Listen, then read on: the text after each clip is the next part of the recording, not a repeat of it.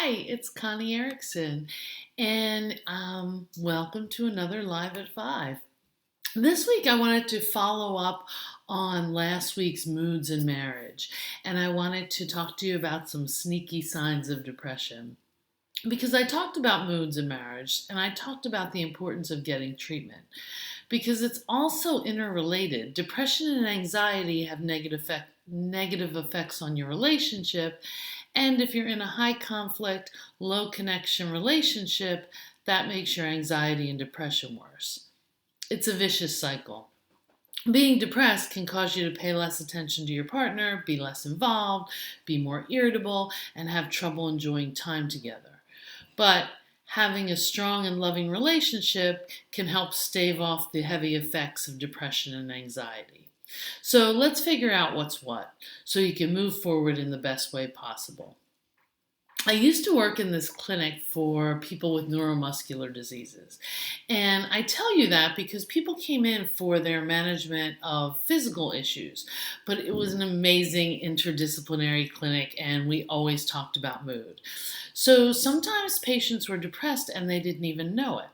It usually went something like this. The patient would feel like they weren't depressed when I asked, but their spouse would say, "Oh my God, they're so hard to live with.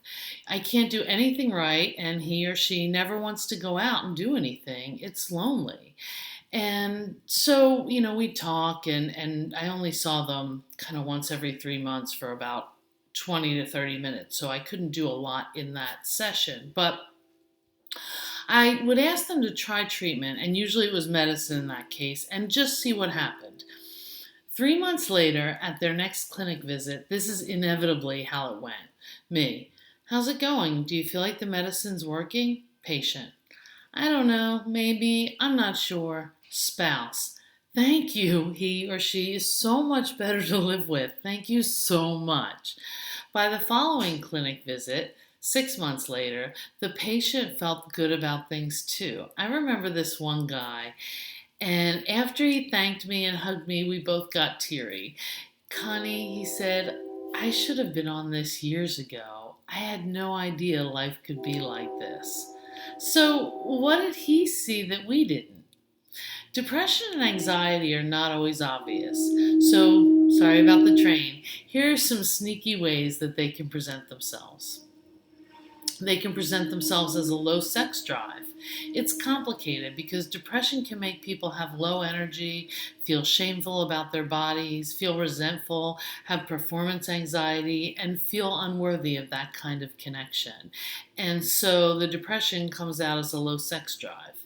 It can come out as anger and irritability, and this is probably the number one non classic depression symptoms that I would say I see. And I see it way more often in men. Sorry, guys. Not that I never see it in women, because I do, but usually it's men. And I guess somehow it's not okay to admit you're depressed, but it is okay to yell at your partner. It's not. And if you think it can't be depression because you only freak out at your spouse but not at work, you're wrong. It's way easier to keep it together at work. Your spouse is seeing your real self. So if you're irritable, if you're yelling, you might be depressed. Another sign is bad thoughts. You think the worst thing about your partner, your relationship, and the future. Think Eeyore, like, "Oh, it's a nice day, it'll probably rain." And I do talk a lot about how to change your thoughts in my course, but let's stick with the sneaky signs of depression. Bad thoughts. You feel overwhelmed. Maybe it's even hard to think about doing the dishes. You ruminate, which is thinking about the same problems over and over again. You watch too much TV. You drink too much. You smoke too much. You eat too much. Any of those things. Yep, they're all signs of depression. And if you're drinking almost every night, you really need to consider that you might be depressed. Normal people are not doing this, no matter what your friends tell you or you tell yourself. You have less ability to see your partner's point of view. You may be tempted to have an affair. Yes, that could be a sign of depression. Make no mistake, infatuation is a drug, and it's a good drug to elevate your mood, but the fallout is huge. So maybe it's not that new person that you're really excited about. Maybe you're just escaping your own heart and your own head. You isolate. That could be a sign of depression. You don't feel like doing anything. You avoid family and friends. Maybe you're shutting down. You just don't feel like interacting with your partner. You don't have the energy to fight.